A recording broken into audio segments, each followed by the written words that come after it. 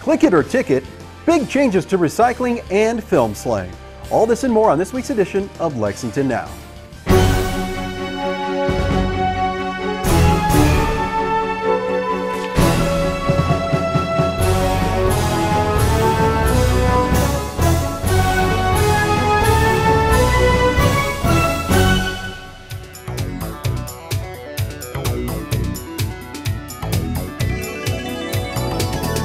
I'm Neil Noah, and this is Lexington Now for the week of May 27th, 2019.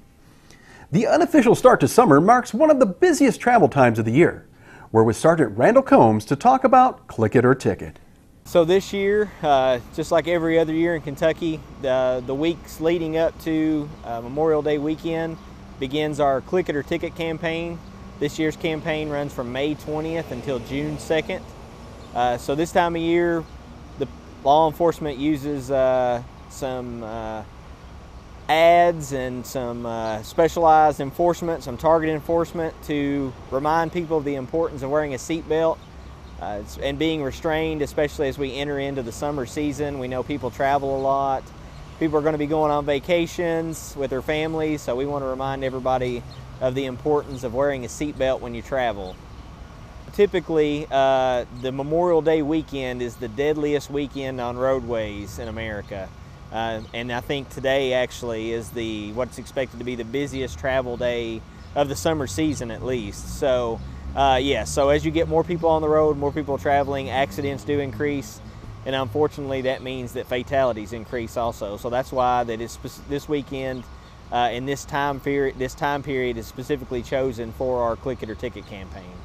With this weekend being kind of the unofficial beginning of summer, we know there's a lot of Memorial Day parties, barbecues, get-togethers where people are going to be drinking, and unfortunately some people make a very bad decision, and rather than having a sober driver or taking an Uber or a cab home, they decide to try to drive themselves home, which results in an increase in impaired driving arrests and an increase in impaired driving accidents and fatalities. If you're caught driving under the influence, the penalty would be the same as if you were caught any other time. However, Kentucky does have an increase in penalties that increase incrementally, that every time that so if you get a DUI now and then you get a DUI 7 years from now, that's your second offense, and that each time increases the punishment with the fines and the potential for jail time.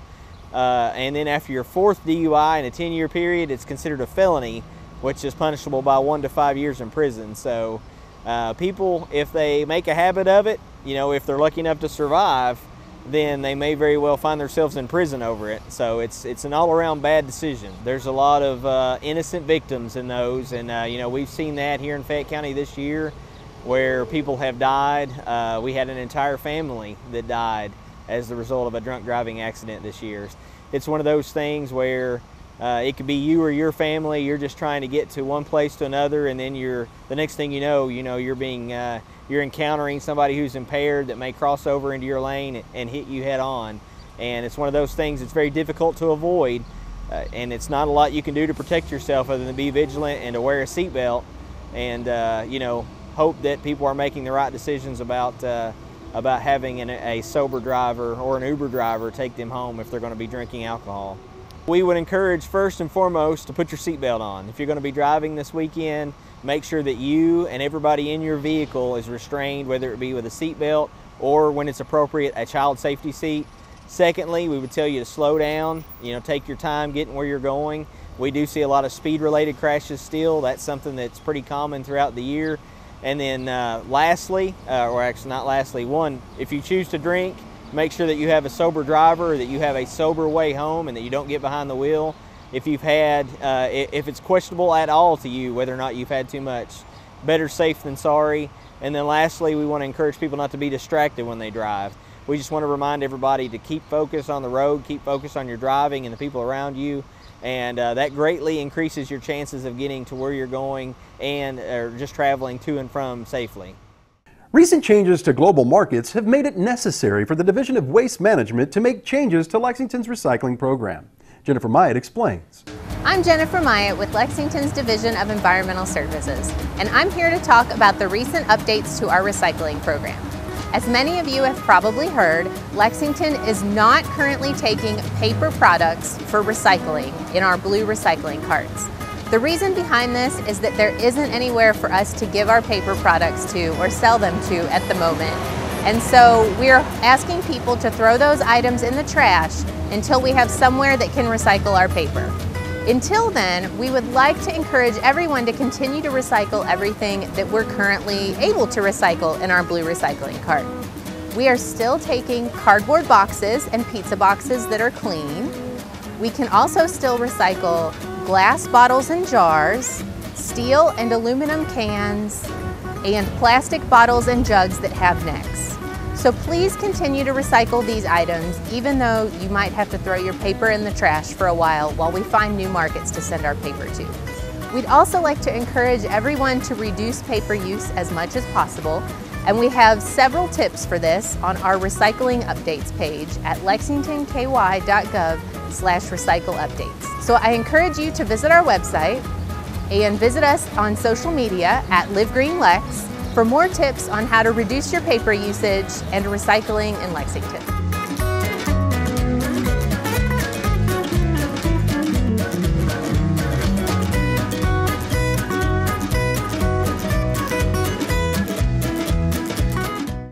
For more issues affecting the environment, visit lexingtonky.gov/livegreen. And stay tuned. When we come back, we're celebrating local filmmakers. Hi, my name is Cassie Bell, and my family was saved by smoke alarms installed by the Lexington Fire Department. I heard about the program that the Lexington Fire Department offers through word of mouth. I wanted to make sure my family was safe, and the program being 100% free definitely allowed me to feel okay about calling the fire department and having that installed. About 2 o'clock in the morning, I woke to the loud beeping. Went down my stairs, and not only was my kitchen filled with smoke, but I had flames going up my wall. By being awoken to the beginning of the fire, in essence, I was able to put out the fire myself. It was good and loud when I needed it. I was grateful to have 6 working smoke alarms. I have 2 daughters, 18-year-old Madison and 14-year-old Allison Bell. We easily could have been a statistic. I would not have woken up until something if I would have even woken up until something major would have happened. And for the Lexington Fire Department to offer the installation of not 1 but 6 working fire alarms, smoke alarms in our home was something that I was just immensely grateful for, and I want to make sure that other families know about this great program.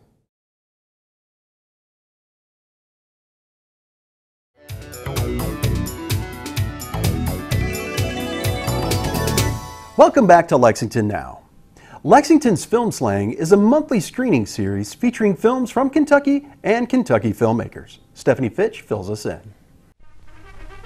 We invite you now to accompany us on a short journey through Hollywood, capital of the world. I'm Stephanie Fitch, and I'm the Filmslang coordinator through the Lexington Film League. So Filmslang is something that's part of the Lexington Film League, and what we do is once a month, the 3rd Thursday of every month at the Farish Theater, we try to host the best of, or at least the best of new and upcoming filmmakers that only film in Kentucky. So we might have student films, we might have independent filmmakers, we'll have short films to feature films, and we're just trying to grow a local filmmaking community to have a place to show their films. So I got involved with Filmslang through Lucy Jones, who is part of, well, pretty much, she started the Lexington Film League, and I got involved with her because I am the film studies coordinator at VCTC, and so because I work with students and do films, it was kind of a good fit to get, to get plugged into Filmslang, and so Lucy kind of handed it over to me, so hopefully I'm doing a good job.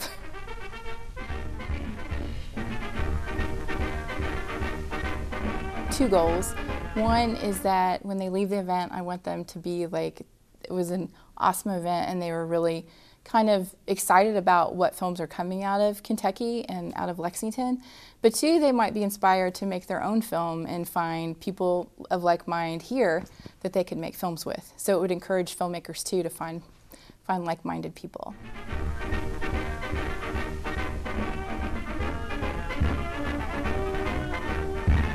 We try to do themes. The one big theme we're excited about, which we hope we can fill the place up, is in October. We're doing a slasher horror film, which is called Maniac Farmer. We're hoping to kind of get a lot of people out that love horror. We are going to try to do a film competition in July. So the prize will be a $100 Amazon gift card and a GoPro system, which is really nice. So we hope a lot of people submit for that. And then in September, we're doing a feature film by a film director in Louisville. And we're hoping August will be documentary month where we'll show local documentaries. And so that's kind of the plan. But every third Thursday, it'll be something local. And except for the end of the year, it'll be short films.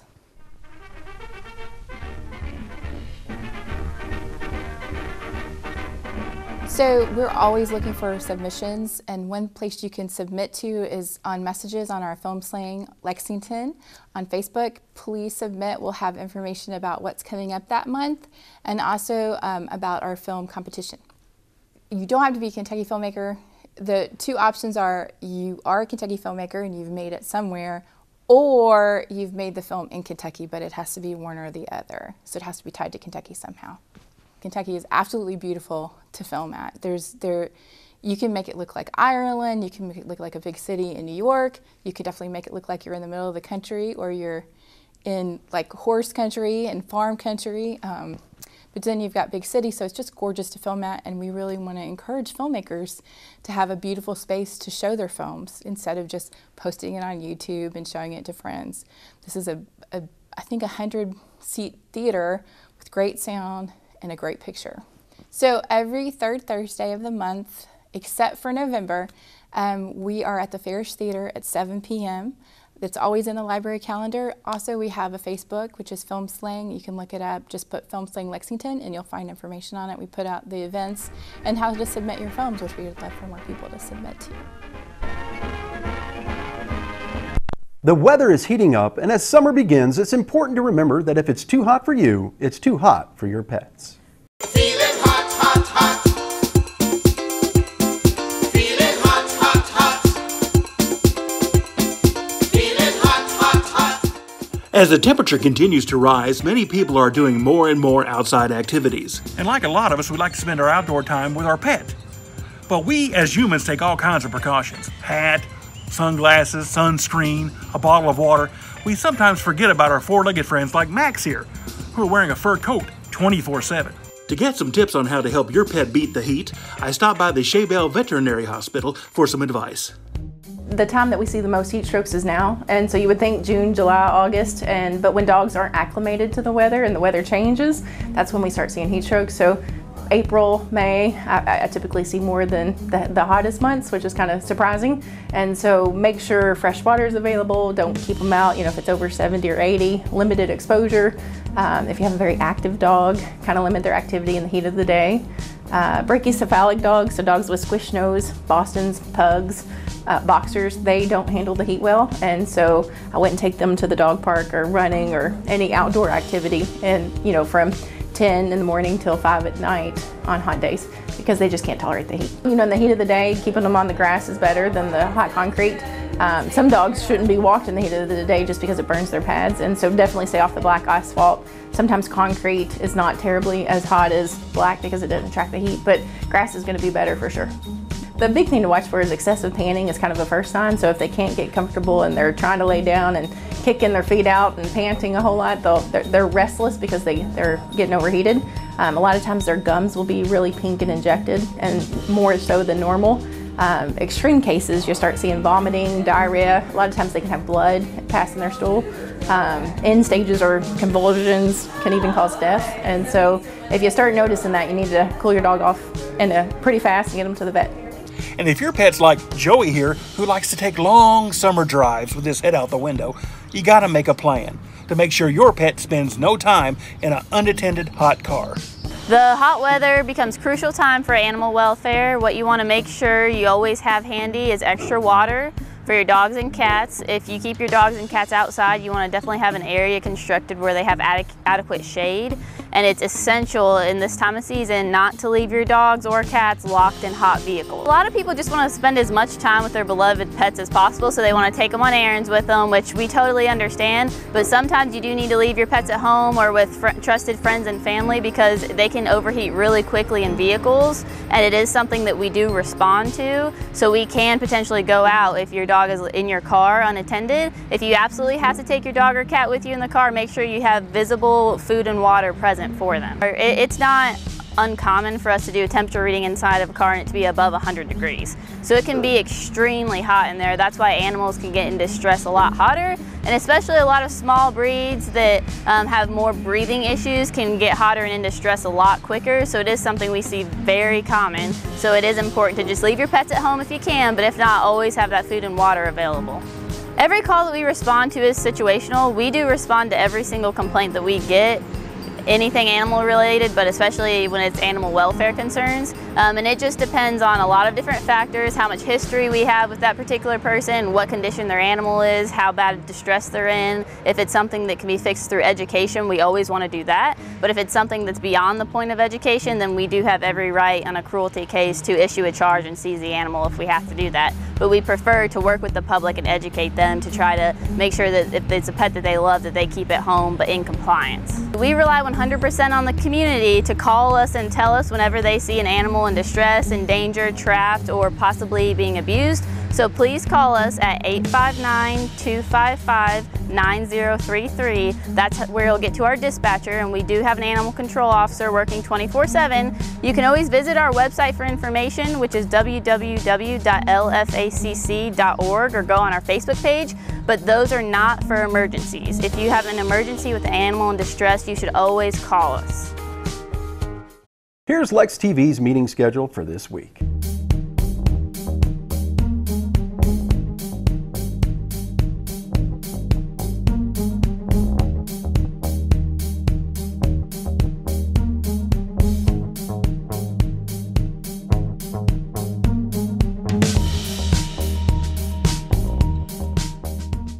That's all for this week. You can keep up with us on social media and check out the latest traffic updates on Twitter at LexRex, or catch our live traffic cams on lexingtonky.gov.